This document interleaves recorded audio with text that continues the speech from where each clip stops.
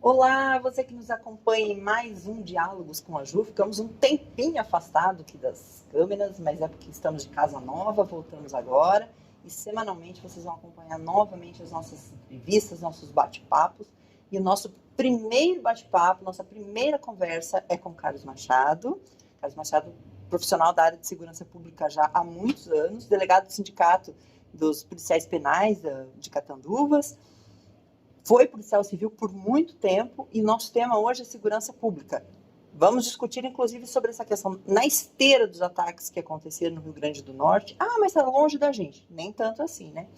O que aconteceu, inclusive, com o ex-ministro Sérgio Moro, essa encomenda de morte por uma facção criminosa. E vamos falar também sobre a questão das visitas íntimas nos presídios federais, que foi também um assunto muito recente aí, abordado em todo o Brasil.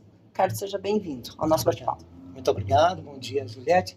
Bom dia a todos e a todas que nos ouvem. Prazer novamente falar contigo e assim, com muita gratidão também, posso dizer isso, porque tu sempre deste para nós esse destaque para a segurança pública e isso é muito importante, né? E sempre tratando do tema com a maior responsabilidade. Obrigado. Obrigada a você mais uma vez. E eu gostaria de começar o nosso bate-papo falando sobre a sua experiência na segurança pública. Você já tem quase 30 anos na segurança pública e como é que você chegou nela? Como é que tudo começou até chegar aí como policial penal? Pois então, eu entrei na Polícia Civil de Santa Catarina, eu sou gaúcho do interior do Rio Grande do Sul. Quase não dá para perceber. Pois então, olha, e entrei, eu primeiro assim, nunca imaginei que pudesse ser um policial, que era uma carreira para a qual eu tivesse inclinação. Não acreditava nisso de fato. Mas é aquelas coisas, a gente precisa, recém-casado, precisa colocar o pão na mesa. E naquela época, quem viveu aquilo, eu já sou bastante antigo, 95, tínhamos uma crise atrás da outra, econômica. Bom, concurso da Polícia Civil de Santa Catarina, fiz concurso em 95 e passei a atuar então como investigador de polícia em Santa Catarina. Atuei lá por quase 15 anos. E o curioso foi isso, eu achava que não tinha inclinação para ser um bom policial e de repente me descobri naquela carreira. Foi uma carreira, gostava daquilo que eu fazia, eu trabalhava com investigação e se tornou um desafio. A investigação é um desafio e fazer bem feita a investigação é o desafio. Fazer uma investigação com técnica, fazer uma investigação que leve em conta para que existe a polícia. A polícia existe para observar a lei e para aplicar a lei. Ela está dentro do sistema de justiça. E foi um desafio e foi muito bom. Ocorre que ali por 2008, 2009, a situação, como acontece muito nas políticas de vencimentos e políticas de Estado, estava muito ruim a situação. E aí surgiu o concurso para o Sistema Penitenciário Federal 2009, o primeiro concurso em 2006. Que é lá quando foi implantado. Não, foi implantado em 2006. Eu entro em 2009. 3 anos depois. 3 anos depois, aí eu, já antigo na Polícia Civil, já com uma carreira na Polícia Civil sólida, muitos colegas não acreditaram, meu chefe delegado não acreditou. Não acredito, você vai fazer isso. Eu vou, até porque também considerava que era um desafio. Enfim, e fiz o concurso, passei, eu era um dos mais antigos da minha turma, com muitos jovens, mas tudo bem, estava lá, entrei e até porque não acredito que exista mesmo, isso não é nem um clichê, não acredito que exista a idade, é para nada. Entrei no Sistema Penitenciário Federal e acabei também gostando dessa nova atuação, enfim, foi muito bom, muito gratificante. Eu já estou no abono permanência, que é aquele tempo que tu já tem tempo para te aposentar e não te aposenta, e estou lá. E apesar dos percalços, me sinto satisfeito de trabalhar, de ser um servidor público em primeiro lugar e trabalhar com os colegas com os quais eu trabalho. Bom, a gente tem 5 penitenciárias federais no Brasil. Catanduvas, pertinho aqui da gente, foi a primeira, né? Lá em 2006, e surgiu inclusive como uma resposta de ataques que sofreram juiz, né? Gostaria inclusive que você falasse um pouco sobre isso. Mas o que a gente pode linkar das penitenciárias federais com o que aconteceu no Rio Grande do Norte na última semana? As penitenciárias federais, elas surgiram... O primeiro esboço das penitenciárias federais surge com o ministro Tomás Bastos, lá em 2003. Março de 2013, ele faz uma exposição de motivos ao então presidente Lula, dizendo o porquê da necessidade da criação das penitenciárias federais. O modelo que ele tinha em mente era um modelo de máximas americanas. É um modelo muito criticado, né? Mas, enfim, era um momento muito difícil para o país. Muito difícil para o país, porque nós tínhamos saído da crise de 2002, em que a organização criminosa de São Paulo tinha feito ataques ao Estado, não é ao policial, ao juiz, ao Estado, enquanto Estado, não é?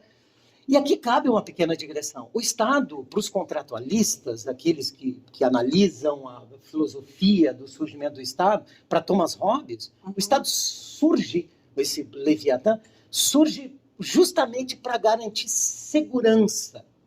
É o primeiro ponto que se coloca para o surgimento do Estado. E, de repente, o Estado não consegue mais dar resposta. O ministro Tomás Bastos viu isso. E era necessário uma medida também emergencial. E é curioso nessa exposição de motivos que ele diz assim: estamos criando o sistema penitenciário federal para fazer um enfrentamento dessas organizações que tomaram as ruas e as cidades.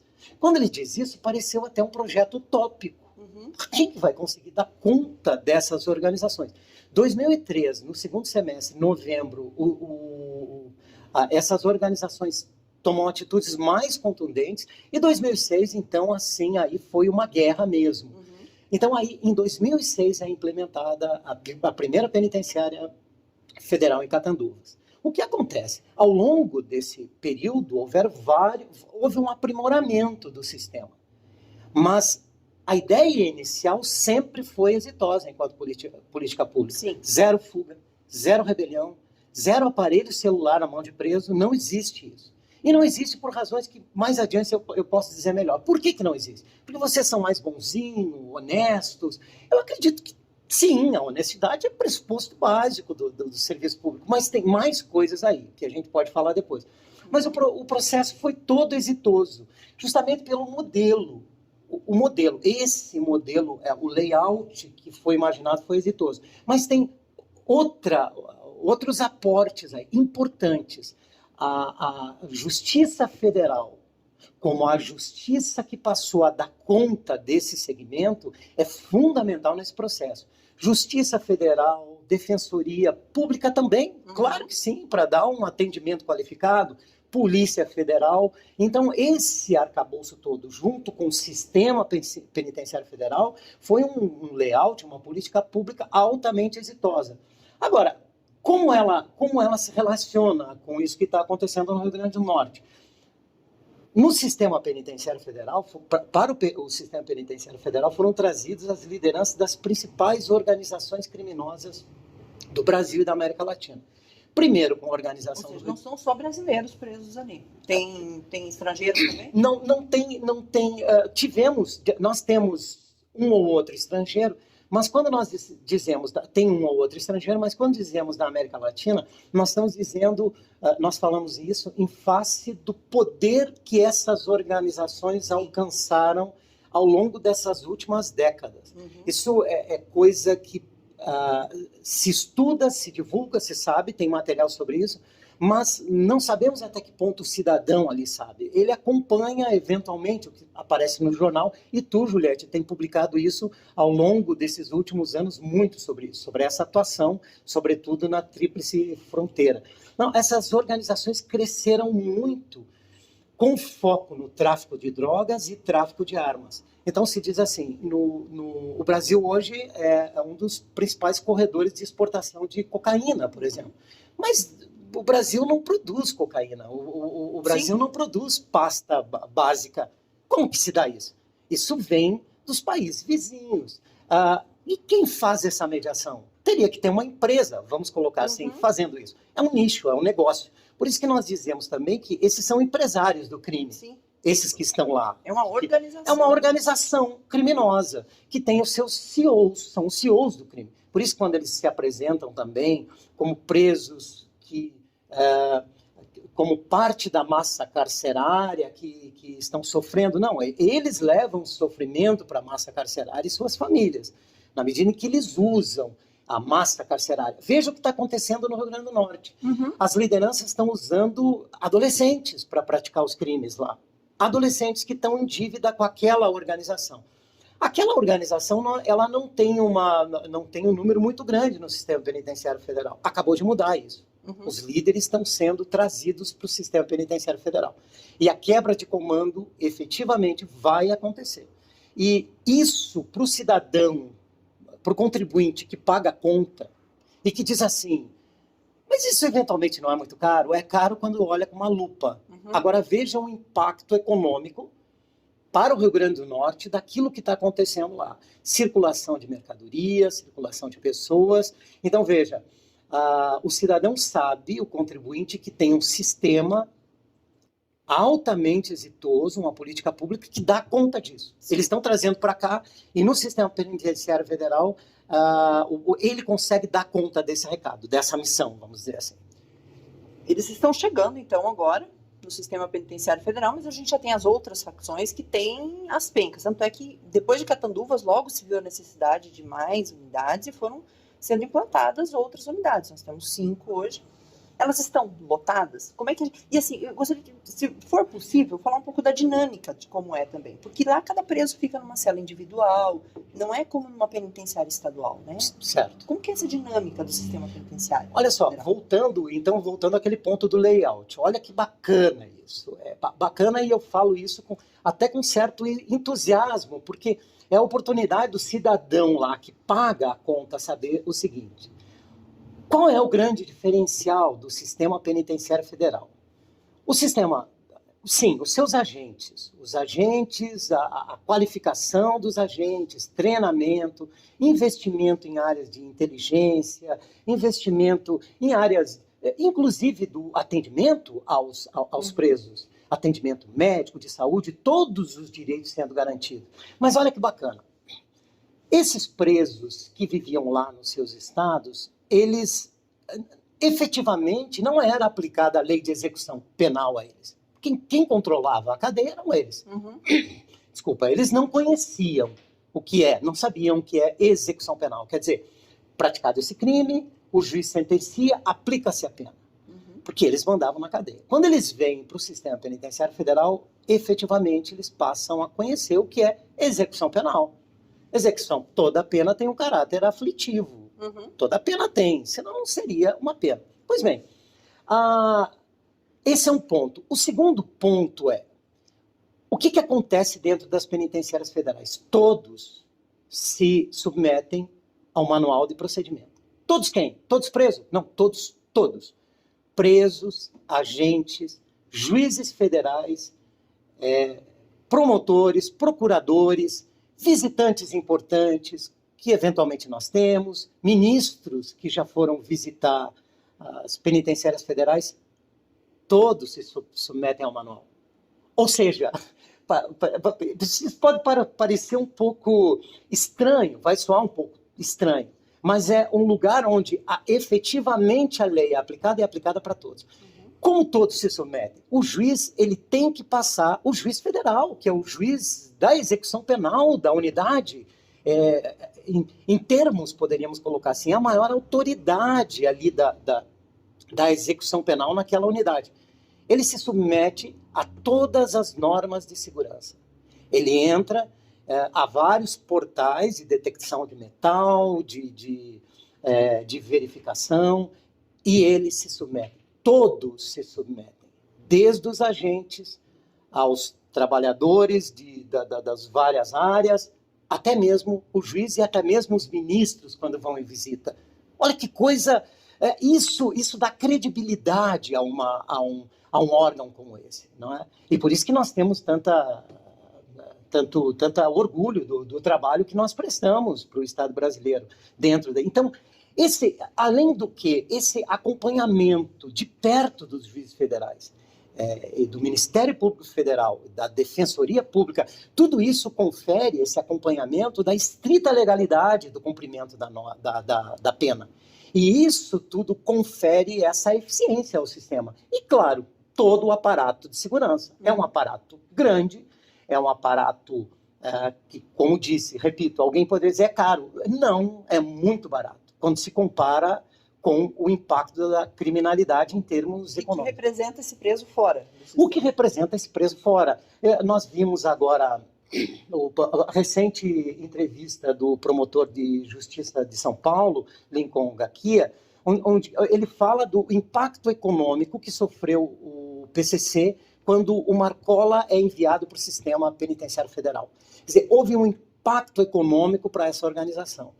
Nós sempre dizemos que, infelizmente, mesmo os estudiosos, até agora, não fizeram a devida análise ou aferição de qual é esse impacto econômico. E nós, aproveitando o contexto, usamos agora Rio Grande do Norte. Veja qual o impacto econômico para o estado do Rio Grande do Norte aquela guerra urbana que está acontecendo lá. Então, o sistema penitenciário federal é, na verdade, bem barato. Agora, tu fizesse ainda uma outra pergunta, que é, quantos presos tem hoje? Nunca, as unidades federais, elas nunca estão completamente cheias. Pelo contrário, a ideia é que haja sempre uma quantidade de vagas suficiente para atender situações de emergência como aconteceu agora. Então, a ideia é essa, é que o sistema penitenciário federal, ele exerça uma espécie de salvaguarda para todo o sistema penitenciário brasileiro e cumpre esse papel com muita eficiência. Para vocês profissionais, tudo isso também custou muito caro, porque levou vidas, né? A lei de execução penal sendo seguida à risca foi extremamente nociva para os profissionais da segurança pública. Gostaria que você falasse um pouco sobre isso, sobre as vidas que foram perdidas, dos seus colegas, e qual é a avaliação atual disso? Pois bem, como eu disse antes, eu fui policial civil por quase 15 anos, e a vida do trabalhador da segurança pública, do profissional da segurança pública, não é fácil, há sempre uma exposição a risco, nós sabemos disso. Eu lembro, na Polícia Civil, por exemplo, de fazer prisões de madrugada, sozinho. Não uma prisão muito fácil. O indivíduo acabou de matar alguém, a Polícia Militar está atendendo com as suas viaturas na rua, há uma ligação. Olha, eu sei onde está o criminoso, ele está fugindo, se vocês não irem aí... Bom, bota uma arma na cintura e vai lá tentar prender esse indivíduo. E aquilo que alguns colegas meus diziam assim, poxa, mas tu fizesse uma gauchada, né? Foi. Mas ainda assim, a impressão que eu tinha nessas situações é que havia uma delimitação. Eu conseguia circunscrever até onde eu estava correndo o risco. Nesse caso, por exemplo, chegava na frente da casa, botava o giroflex da viatura ligado, atenção, a polícia está aqui fora, nós vamos te prender, te entrega, essa coisa assim. Então circunscrevia essa ação. E ficava na viatura, porta aberta, a arma ali, saia para fora, mão para cima. Então tinha. Esse risco era circunscrito, como eu disse. No sistema penitenciário federal, sobretudo depois da morte, da execução dos colegas como um ataque ao Estado, nós percebemos que esse risco, nós não tínhamos uma dimensão exata do risco que corríamos. E eu vou dizer algo aqui que para muitos pode talvez parecer um pouco clichê ou algo assim. Nós passamos a encarar a morte de uma forma mais cotidiana na nossa vida. E isso teve um impacto muito grande na vida de todos, inclusive um impacto psicológico. E que se desdobra até hoje. Agora, nós sabemos que nós somos servidores da segurança pública. E a demonstração que nós demos naquela ocasião, e tu deves lembrar bem, Juliette, porque tu acompanhaste isso, fomos nós que em 2017, depois da execução da psicóloga Melissa, fomos nós que fomos para frente das unidades denunciar que as ordens para execução saíam de dentro das unidades por meio das visitas com contato físico. Das unidades federais. Das unidades federais. Essa era a única brecha. Porque lembro na época que saíam matérias e pessoas diziam, viu, entra celular. Não entra. Como eu disse antes no layout, a estrutura das penitenciárias federais, isso não se pensa, não há essa possibilidade. As ordens saíam por meio das visitas com contato físico. E fomos nós que fomos denunciar isso. Não como forma de vingança, mas como uma forma mesmo de demonstrar assim, olha, esse sistema precisa ser aprimorado. A quebra da cadeia de comando. A quebra da cadeia de comando, que o ministro Tomás Bastos imaginou lá no início, não aconteceu efetivamente por conta disso. Ali não tem motim, ali não tem fuga de preso, ali preso não tem celular, mas as ordens continuavam saindo. Por exemplo, foram encontrados bilhetes na unha de visitas, que foi detectado, não saiu. Mas as visitas íntimas não são monitoradas, não eram monitoradas. E as ordens saíam por ali. E nós fomos, então, para a linha de frente dizer isso. E quando fomos para a linha de frente, sabíamos também o risco que estávamos sendo expostos. Mas também, diferentemente do agente penitenciário estadual, e nós não somos mais profissionais ou mais corajosos ou mais arrojados que eles, absolutamente. O que acontece conosco é que nós contamos com uma justiça federal que fez o seu trabalho nas investigações, deu toda a possibilidade, julgou com coragem também, Polícia Federal que fez a investigação e apurou todas as participações, todos os envolvimentos de facções, e Ministério Público Federal. Então, toda esse colchão, todo esse arcabouço também nos encorajou a fazer o papel também que a sociedade, que o contribuinte, que o cidadão espera de nós. Mas te digo que até hoje, e sabemos, e essas notícias que sempre saem, há uns 3 meses atrás foi divulgada a notícia de que havia uma sintonia lá que estava planejando a execução de agentes no Mato Grosso, policiais penais federais no Mato Grosso e lá em Rondônia. E a articulação, como agora demonstrou no caso envolvendo o ex-ministro Moro, é uma articulação especializada. Não são amadores do crime, são especialistas. Tem planejamento. Tem planejamento. É uma organização que se coloca contra o Estado fazendo aquilo que a gente chama de guerra assimétrica. E com técnicas de guerrilha, inclusive. Então, claro que nunca mais a nossa vida e a dos nossos familiares passou a ser a mesma. É bem comum que quando estamos caminhando na rua, olhemos várias vezes para trás. E um colega me disse, uns tempos atrás, bem abalado, que muitas vezes ele achava que a morte podia estar numa esquina qualquer. Como aconteceu com o Belarmino aqui em Cascavel. Como aconteceu com o Belarmino aqui em Cascavel, como aconteceu com o Henry lá em Mossoró. Com a própria Melissa. Como aconteceu com a Melissa, que eles já estavam há muito tempo ali monitorando ela. E no dia que aconteceu as investigações em relação à Melissa, tem algo de interessante aqui, os próprios criminosos que estavam fazendo a plotagem dela, eles perguntaram para a organização, para a sintonia final, é essa mesmo? É uma mulher? E a ordem, o retorno foi, é essa mesmo. Mas por que ela? Mesmo. Porque ela era psicóloga. Pois então, nós sempre dizemos assim, agora eu vou te falar aqui como um trabalhador da segurança pública, alguém que trabalha há muito tempo. Eu sempre digo assim, olha, tenhamos cuidado com o criminoso de esquina, o criminoso do varejo. Ele é muito perigoso. Aquele que entrou na tua casa é o noiado, cuidado com ele. Ele vai fazer, ele pode te matar sem qualquer motivo aparente, né? Tu tá querendo dizer o que com isso? Que um bandido profissional... É um bandido profissional, ele vai fazer o que tem que fazer. Então, no varejo, nós deveríamos nos preocupar com a bandidagem ali, corriqueira. Mas nós lidamos com as grandes organizações e eles, o seu cálculo é diferente. O cálculo deles sempre foi atacar o Estado. Eles queriam mandar uma mensagem. Uma mensagem, primeiro, para os agentes e para os profissionais que trabalham, especialistas e técnicos que trabalham em volta. Vejam o que acontece.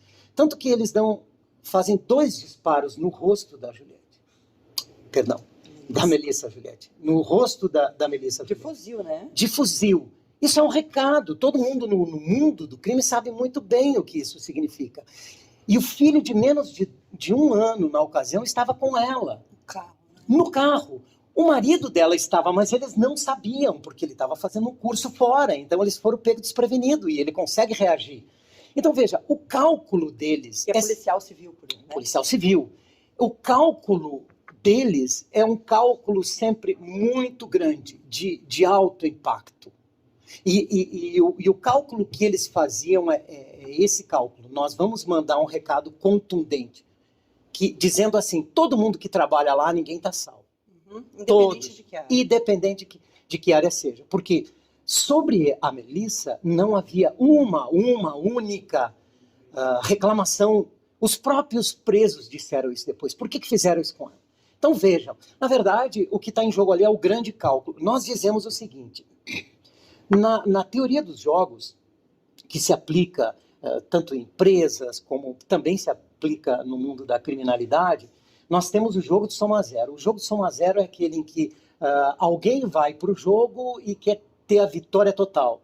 O outro vai perder totalmente. Nós temos na teoria dos jogos o jogo de soma não zero. O jogo de soma não zero é aquele que todo mundo ganha um pouco. Não exatamente aquilo que se quer, na medida em que se quer, mas alguma coisa.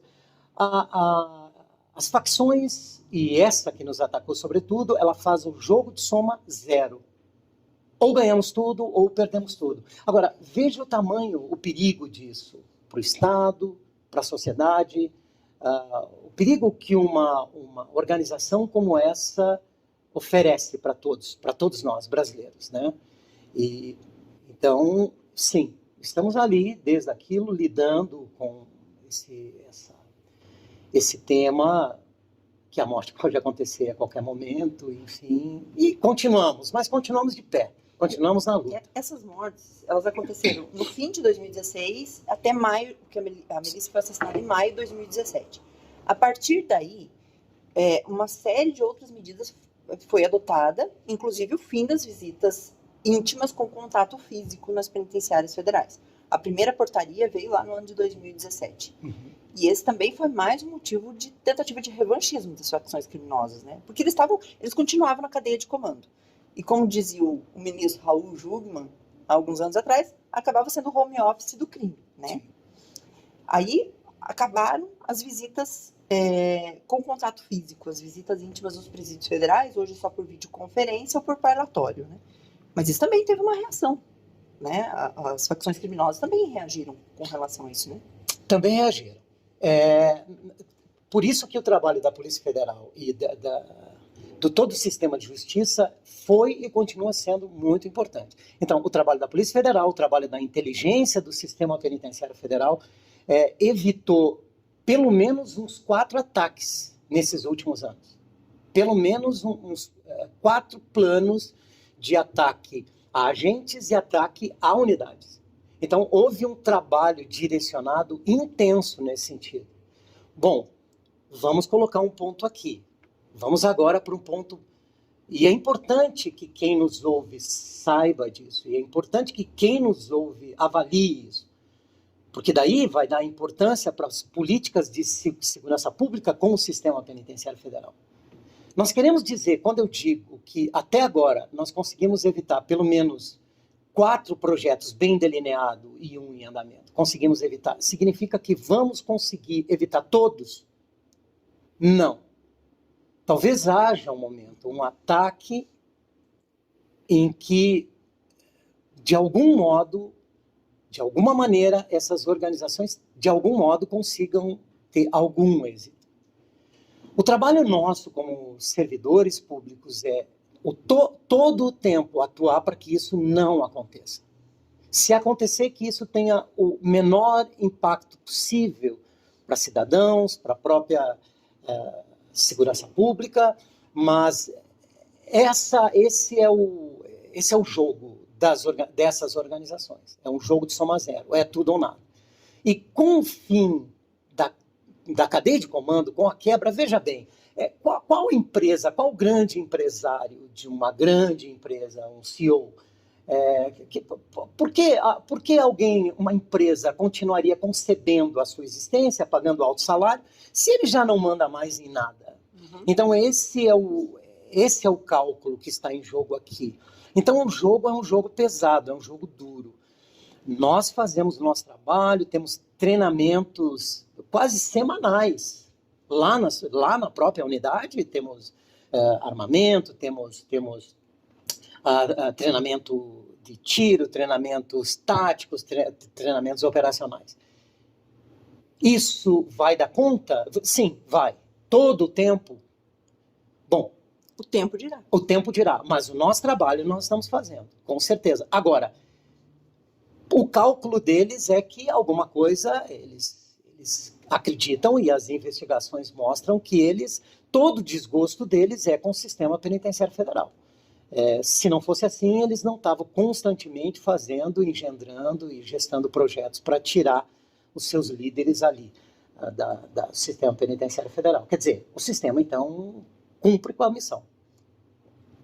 Ano passado, graças às investigações, também por conta dessas questões de visitas por parlatório, né, por videoconferência, foi possível identificar um mega plano de fuga que estava sendo programado para tirar uma escola de Brasília. Isso também foi possível. Também se identificou isso, foi possível. Recentemente, vocês também receberam um novo alerta aí de uma possibilidade de novos ataques, né? Essa semana, a gente teve a situação do ex-ministro Sérgio Moro, que inclusive foi juiz corregedor da penitenciária de Catanduvas, agora é senador, e ele foi autor de uma das portarias que pôs fim às visitas, né? Com esse alerta dessa semana, com essa situação que aconteceu essa semana com o Sérgio Moro, coloca vocês de novo num novo patamar de alerta?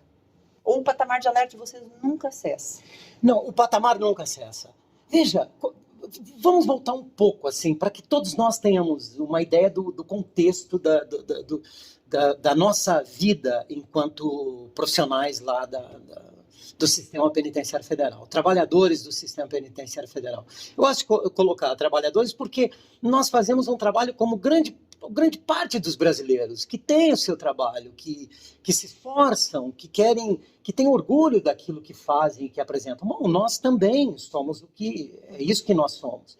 Então, assim, quando até a primeira execução do Bellarmino, em 2016, nós tínhamos na conta, no cálculo, que um dia isso ia acontecer, um dia sofreríamos um ataque. Como seria, quando seria, em que circunstância nós não tínhamos bem ao certo. Uma coisa que nós imaginávamos mesmo era assim, se sabe, quem atua na área policial e de criminologia há muito tempo sabe que todo crime ou todo criminoso ele faz o cálculo de custo-benefício da sua ação. Só um noiado que não, por isso que ele também é muito perigoso. O noiado que entrou, ele não fez muito bem o cálculo. Mas o criminoso e o crime faz o cálculo de custo-benefício. Eu vou fazer isso e vou ganhar isso. Nós tínhamos para nós que talvez esse ataque pessoal, quer dizer, o ataque às unidades era algo bem factível. Um ataque a uma escolta era algo bem factível e sempre nos preparamos muito para isso. Agora, o ataque pessoal, o ataque ao servidor público como representante do Estado, nós achávamos que não ia acontecer. Por quê? Porque qual o custo-benefício? Porque, assim, eles sabem que quem iria atuar quando morre ou é executado um homicídio de um agente público federal, quem vai investigar é a Polícia Federal. Uhum. Quem vai acusar é o Ministério Público Federal. Quem vai julgar é a Justiça Federal. São aparelhos do Estado, órgãos do Estado muito fortes e autônomos. Eles iam ter que lidar com isso. Nós achávamos que isso não iria acontecer assim, pessoalmente. Pois eles escalaram esse obstáculo. Eles elevaram o patamar. Eles atacaram para mandar recado para a carreira. Olha, alivia lá dentro das penitenciárias federais. Mas mandar para todo mundo. Olha, conosco aqui não tem brincadeira. Vamos assassinamos uma psicóloga que nem cuida da segurança, que nem cuida ali, enfim, a rotina que não seja o acompanhamento dos direitos ali do preso. Enfim, eles escalaram esse patamar. E eles foram escalando o patamar. Agora, o novo patamar que eles escolheram foi um senador. Foram o ministro, o promotor público em São Paulo, que já há muito tempo está na mira deles. E é isso. Eles estão escalando os seus patamares. É um jogo de soma zero. É o jogo do tudo ou nada. E por isso, então, aqui, como trabalhador da segurança pública, um profissional da segurança pública, aproveito agora para ratificar a importância de reforçar institucionalmente essas políticas de segurança pública que fazem esse enfrentamento e, acima de tudo, que estão dando certo. Nós temos bem consciência, ainda que a grande maioria dos brasileiros não saibam, da nossa importância para a segurança, para o direito à segurança de todo brasileiro. Direito fundamental, que está lá no artigo 5º da Constituição. Vocês são policiais penais, mas faz 5 anos, né? Mas não houve regulamentação. O que vem sendo feito para a segurança pública? Vamos pensar no sistema federal, no sistema penitenciário federal, no sistema federal. Nas últimas décadas, a gente tem avançado? Porque tem as penitenciárias, né? Os grandes traficantes estão presos. Mas e aí? Política pública? Você acabou de falar de política pública. E aí? Olha, na área de segurança pública, o Luiz Eduardo Soares, que é um antropólogo que atua muito tempo nessa área e que escreve muito, que pesquisa muito sobre segurança pública, em um texto até bem antigo dele, ele diz que se faz muita pesquisa sobre causas e consequências da criminalidade, muita. A todo tempo nós vemos. Agora, é curioso que não se fazia pesquisa sobre políticas de segurança pública. E o que eu vou dizer pode deixar muita gente alarmada e pode depois até me procurar e fazer o contraponto, mas eu vou dizer algo que ele diz. Nós praticamente não temos novas políticas de segurança públicas nas últimas décadas, nós não temos. Nós tivemos as UPPs no Rio de Janeiro, que já acabou. E nós tivemos também ali um pouco antes a criação do Sistema Penitenciário Federal, que é uma política exitosa.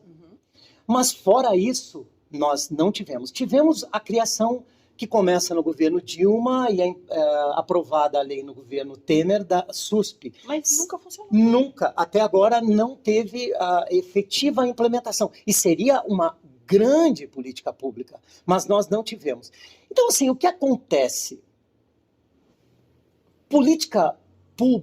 A política pública, que deve ser uma iniciativa de Estado e não de governo, na área da segurança pública, faz lembrar de novo aqui um texto, e a fala não é minha, de novo Luiz Eduardo Soares, num outro texto dele, por ocasião da primeira CONSEG, lá em 2009, primeira Conferência Nacional de Segurança Pública. E num texto dele lá, que estava nos vários textos que foram divulgados para que tivéssemos acesso, eu estava na Polícia Civil ainda, ele diz assim: por ocasião da Constituinte, nem esquerda, que era a o grande embate ideológico ali, que saber de tratar adequadamente segurança pública e nem direita. A esquerda porque estavam ainda com ressentimentos pela forma como foram tratados no período de repressão. E a direita porque do jeito que está também não precisava mudar muita coisa. O que acontece? O que observamos é que nós saímos de um governo de direita, agora, nos últimos 4 anos, e não teve nem uma política de segurança pública mesmo, efetiva, um plano, um projeto implementado. Nós saímos de um governo de esquerda anteriormente que criou o sistema penitenciário federal. Sim, então poderíamos colocar isso na conta. Agora, veja, nós estamos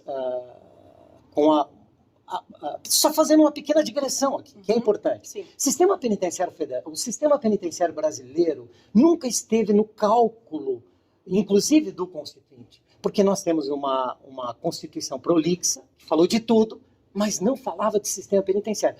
Isso é compreensível em termos, aqui abro aspas, porque ninguém quer saber de preso.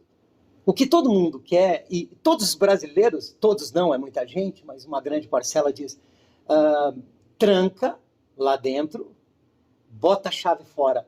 O que acontece com esse raciocínio? Nós vimos surgir as grandes organizações criminosas dentro das cadeias. Extrapolaram os muros da cadeia. Mas, então, assim, de repente virou um tema. Mas isso nunca teve nem na Constituição. Não havia. Olha que coisa. Não se via o sistema penitenciário como um segmento do sistema de justiça. É um patinho feio. O Foucault diz lá na obra dele, Vigiar e Punir, no início, que até a justiça tem vergonha da punição. Bom, não podemos dizer isso em relação aos juízes federais de execução. Eles não têm vergonha, podemos afirmar isso. Mas isso é da nossa cultura. É preso. Enfim, veja, volta um pouco. A administração da justiça é uma das razões para os contratualistas do surgimento do Estado. Se o Estado não consegue administrar bem a justiça, começa a se discutir, então, tá bom, para que ele serve? Então, nós não tivemos, o sistema penitenciário sempre não estava na Constituição. De repente temos a emenda constitucional 104. Tinha sido votado na primeira consegue como a diretriz mais votada, a aprovação da PEC 308, que criava a Polícia Penal. Passou muitos anos, governo PT não teve qualquer iniciativa nesse sentido. De repente nós temos no final do governo Temer o senador Cássio Cunha Lima, do PSDB, que então apresenta a proposta da PEC, da então PEC, que vai desaguar na PEC, na emenda constitucional 104.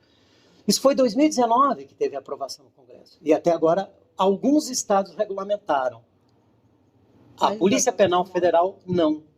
Então, assim, é claro que nós conversamos com o ministro Flávio Dino, ele demonstrou inclinado a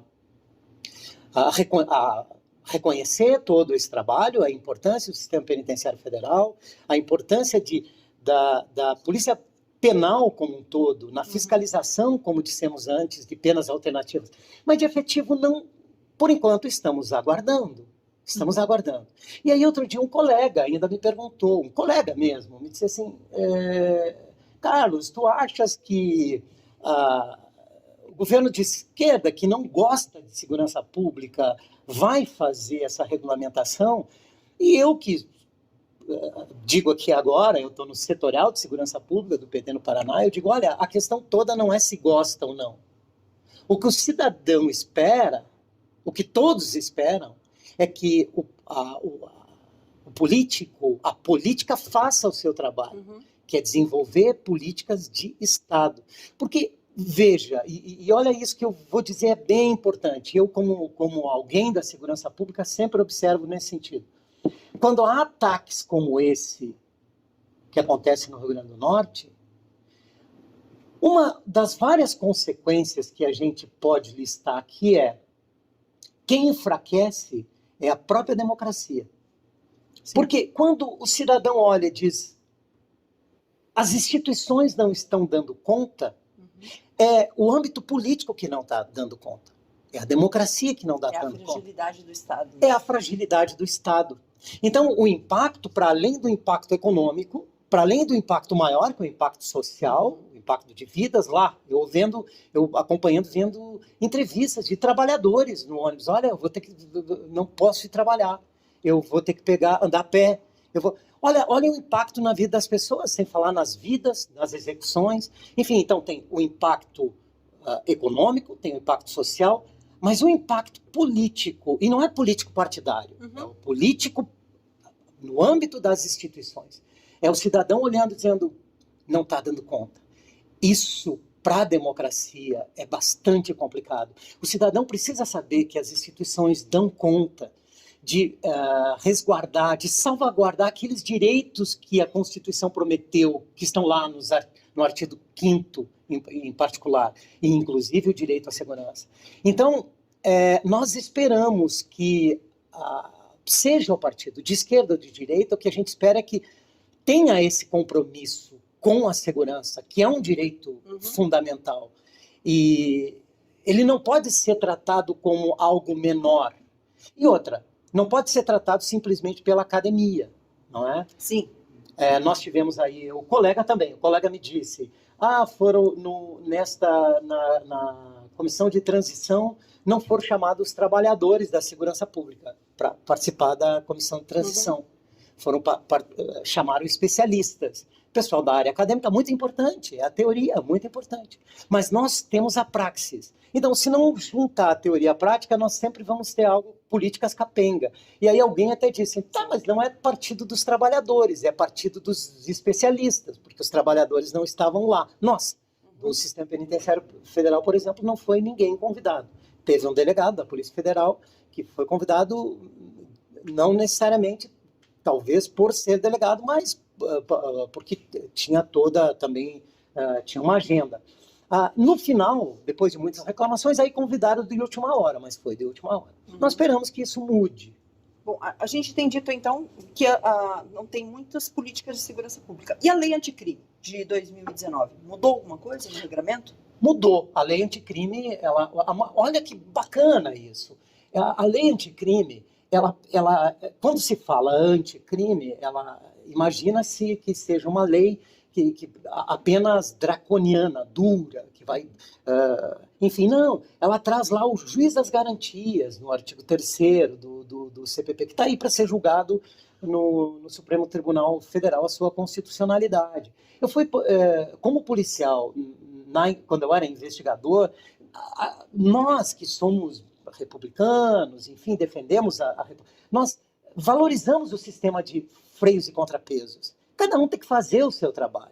Então, o juiz, ele é julgador, ele não julga conforme o seu gosto pessoal, conforme a sua ideologia, enfim. Por isso que os americanos têm um nome para isso, que é muito bacana, é sistema adversarial. Tu tem ali dois adversários se enfronhando, tem a acusação e tem a defesa. E o juiz é aquele que é o juiz, ele fica à parte, não se envolvendo, ele vai depois avaliar o que cada um traz para dentro da sua análise do processo como prova. Isso é muito bacana, porque essa também é uma das razões. Falando de contratualista, o John Locke, no segundo tratado do Estado, do segundo tratado civil do Estado, ele diz que a figura do juiz é fundamental nesse processo. Então, ali foi criado o juiz das garantias, que é aquele que vai acompanhar a investigação fiscal. Se a polícia está fazendo certo, se acompanhar a lisura das provas, levantamento. Feito isso, ele passa para o juiz, que depois vai se ater aos autos. Muito bacana. Mas aí também o pacote anticrime trouxe lá, agora tornou lei aquilo que antes era infralegal, que era uma portaria. A vedação às visitas íntimas nas penitenciárias, as visitas com contato físico. Porque visitas eles têm. O direito à visita, e é importante que se diga, os custodiados do sistema penitenciário federal continuam mantendo, tem filas de visitas todos os dias.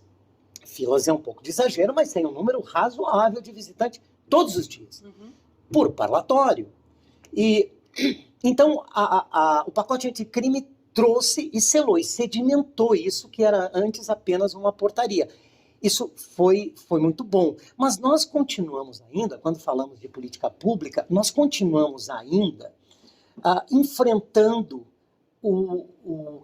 o depois, a consequência. Quando nós falamos de política pública, estamos falando de política pública que atue não apenas na persecução penal, depois que o crime aconteceu, mas que atue antes. Vou dar um exemplo disso.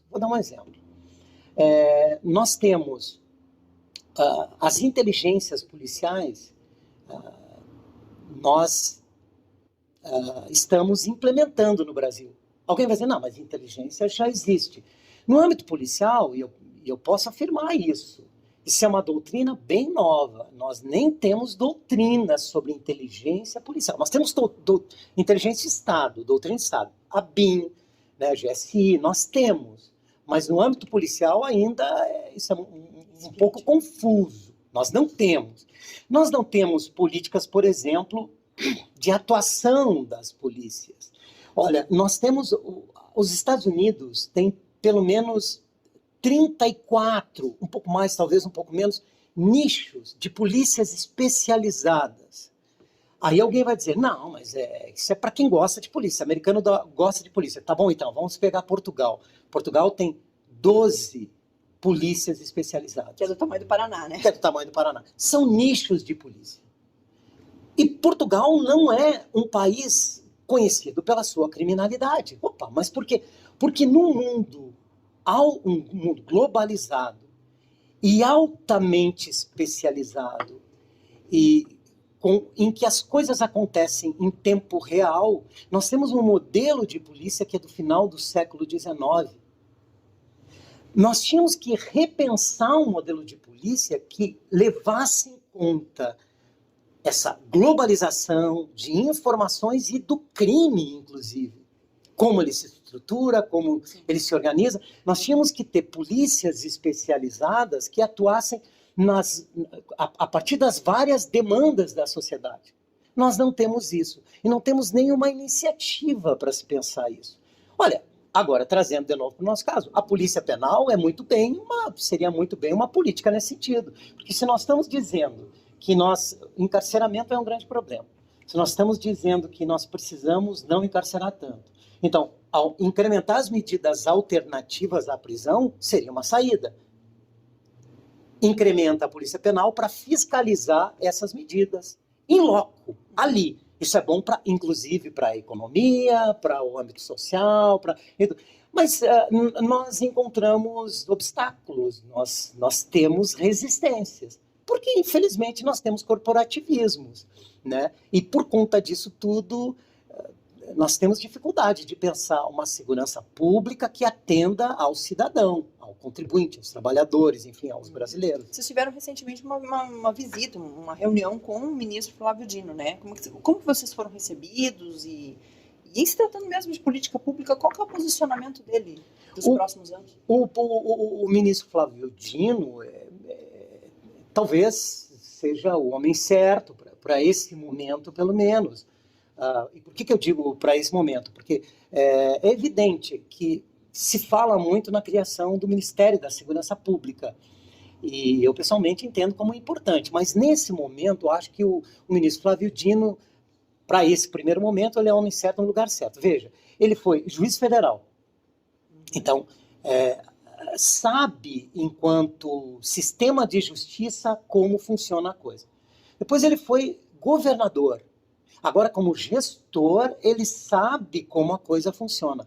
E essa expertise toda contribui muito para a gente imaginar que ele sabe qual é o caminho. Ele sabe para onde a bússola aponta, a agulha da bússola aponta. Queremos entender que sim, que ele sabe. Agora, teve que apagar incêndios aí, está tendo que apagar incêndios aí. Desde a primeira semana. Desde a primeira semana. Então, a gente imagina que com o tempo ele vai dar andamento ou vai sinalizar para começar as discussões. Porque isso não é algo que vamos fazer de uma hora para outra. Quando formos pensar em fazer a grande mudança que a segurança pública precisa para adequá-la ao século XXI, para tirá-la do século XIX, nós vamos ter que fazer uma grande discussão com vários atores, com vários sujeitos, das comunidades, da academia, das forças políticas, mas vai ter que ser uma grande discussão, que apesar de ter que ser grande, também não pode se arrastar por muito tempo. Sim. Mas precisa começar a ser feita. Ela tem que começar a ser feita. Tem que começar a ser feita ontem. Esperamos que aconteça agora. Tomara. Vamos voltar um pouquinho para a sua vida pessoal, para a gente caminhar aí para a reta final? Sim. Eu gostaria, provavelmente em todo esse teu percurso aí de 30 anos, você deve ter vivido muitas histórias muito chocantes, histórias curiosas. Eu gostaria que você relatasse algumas delas, é possível? Vamos começar possível. Com uma curiosa, com uma inusitada? Inusitada. Eu assim, tem uma inusitada. Quando a gente entra na polícia, como eu disse no início, eu achava que não levava jeito para aquilo. Depois, a gente vai se interessando. Eu sempre gostei muito daquilo que se chama... Aprendi na faculdade lá. Eu comecei a fazer Direito na Unicinos, lá no Rio Grande do Sul. E é uma universidade de jesuítas. E jesuítas adoram silogismo. Quer dizer, eles sempre lidaram muito bem com isso. E teve essa cadeira de silogismo. Era maravilhosa. Eu gostei muito. E levei isso depois para a área policial. E aí eu comecei a gostar dessa coisa. Vamos lá, tem um corpo estendido no chão. Não tem testemunha, não tem nada. O que aquilo conta? Que história que aquilo conta? Olha, aos poucos eu fui sendo envolvido por essa coisa e tirando a tragédia de lado e fui gostando. Mas quando eu entrei na polícia, nas 2 primeiras semanas, nos 2 primeiros meses, eu não tinha experiência nenhuma. Eu tinha o curso de formação, que é muito bom, curso de formação da Polícia Civil de Santa Catarina, muito bom, mas era parte teórica. E na prática, a teoria sempre não é completamente outra, mas é diferente. Um policial, ele se faz com o tempo, ele se faz com a experiência. Bom, eu estava há 2 meses na delegacia e queria fazer alguma coisa. E o delegado, um delegado já muito experiente, disse, não, aqui começa assim, tu vai primeiro fazer boletim de ocorrência e entregar a intimação. É isso aí que vai fazer. Depois a gente vai ver aí. E aquilo, uma certa frustração que pinta. Aí, por alguma circunstância de férias, de plantonistas que saíram, eu fui alçado à condição de plantonista e fiquei sozinho. Normalmente eram 2 no plantão e sozinho. É um plantonista inexperiente lá, mas eu achava que eu dava conta do recado.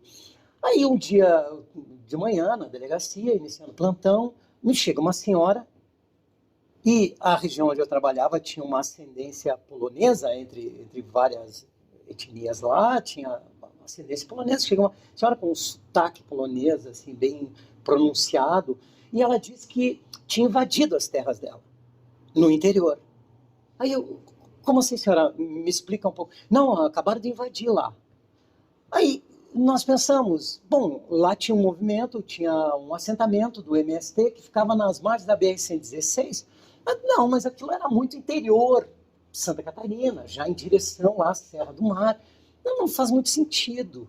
Não, mas invadiram tudo, e ela está muito aflita. Aí eu falei, o delegado também não estava atendendo uma outra delegacia, mas eu achei, não, isso é comigo, eu vou lá. Seja quem for, vou resolver, vou dialogar, vou dizer, peraí, pessoal, é só uma propriedade produtiva, calma lá, seja quem for. Muito bem, mas vou pedir apoio, eu estava sozinho, como plantonista de delegacia, pedi apoio da PM, liguei para a PM, amigos, me ajude aí, tem uma invasão, aconteceu lá na Moema, temos que ir para lá e temos que saber o que está acontecendo, vamos lá, me deem um apoio aí o pessoal, não, tranquilo, já vamos te dar o apoio aí, o pessoal começou a se aguardar. De repente, o pessoal chega na delegacia, a PM, eles olham a senhora sentada no acesso da delegacia, na poltrona, eles dizem, tu já perguntou como é que essa invasão aconteceu? E eu vi que começaram os vizinhos dos policiais militares. Não, então, a gente vai te esperar lá, vamos lá, tu conversa com ela, depois a gente conversa. Aí eu, senhora, entra aqui de novo. Levei para a sala de comissariado, onde a gente fazia o trabalho. Tá, por onde aconteceu essa invasão? Aconteceu pelo ar. Pelo ar? como assim? Na hora, eu não disse, mas meu helicóptero, que é isso? Não pode. Surreal, né? Eu não queria muito. Surreal. Eu disse, senhora, mas como? Como pelo ar? Não, a gente liga o rádio e a invasão começa. A invasão começa, eles invadem tudo, vem pelas ondas do rádio e começam. E aí eles, e o meu filho, daí também, bebe.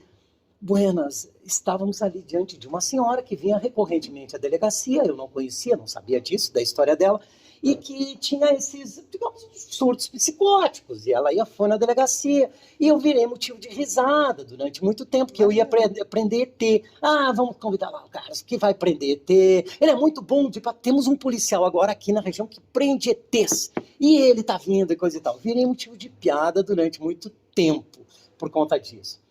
E a outra situação foi uma situação já depois de muito tempo de polícia, um policial experiente, já. Nós estávamos investigando um local onde o tráfico estava muito intenso, nós estávamos campanando aquilo há 2 semanas e de forma muito sigilosa, evitando que qualquer informação vazasse. Muito bem, então nós da investigação fizemos todo o trabalho, fizemos todos os relatórios e pedimos o mandado de busca e apreensão e ficamos esperando o dia. Fizemos campana, fizemos 2 semanas campana, escuta, enfim, estava tudo pronto. Só que havia um juiz substituto e o juiz titular estava de férias, nós estávamos esperando o juiz titular, com quem a gente já tinha conhecia o nosso trabalho, enfim, para entregar para ele, mas não sabíamos quando ia sair, ser emitida a ordem. Eu estava saindo à noite, pela manhã, tipo 4 da manhã, eu estava me preparando, já a gente começa a verificar relatório de plantão e tudo mais, eu estava saindo do plantão, era aniversário de casamento, e eu iria para casa, minha mulher ia fazer um almoço e tudo mais. Quando dá 15 para 7, o delegado liga e diz, não saiam da delegacia. Aquele trabalho de vocês vão fazer agora de manhã, porque saiu o mandado de busca e apreensão. Eu tô lascado, porque isso demora, tu vai lá, vai estourar lá, boca de fumo, e eu não vou conseguir chegar a tempo do almoço. Meu Deus, era almoço de casamento. Era quase a morte. Quase a morte. E não poderia mais ligar. A gente evitava qualquer coisa. Vamos fazer. Não. Aí desligava o celular, pronto. Daqui para frente nós já estamos em modus operandi aqui para fazer o trabalho. Muito bem. Aí chamamos o apoio, de novo, chamamos o apoio de um grande contingente. A adrenalina começa a subir nessas horas, porque era uma casa, tinha criança lá dentro, tinha 3 homens e tinha 2 adolescentes que sabíamos que estavam na escola, tinha uma criança pequena, tinha a senhora e 3 homens, o marido dela e mais 2, que faziam todo o serviço ali. Tinha arma dentro da casa. A adrenalina vai subindo, nós sabíamos que ia ser bem perigoso. E todo policial sabe, nessa hora começa a dar o coração bate forte, tá? E aí a casa tinha umas árvores atrás da propriedade, uns viriam por essa área ali onde estavam as árvores, e por fim a viatura ia chegar, 2 viaturas na frente, e aí viriam, já tínhamos tudo preparado. Nessa hora nunca sai 100%, mas 80%, tá bom. Tudo preparado. Aí chegando, e tinha arma lá dentro, essa era a preocupação, tinha criança, adrenalina subindo. E eu via no celular que tinha toque da minha mulher, direto. E isso já era umas 9 da manhã. Minha mulher ligando, não tinha chegando em casa. E ligando, e eu não posso atender, e tá bom. Aí desliguei de vez o celular, e fomos vindo.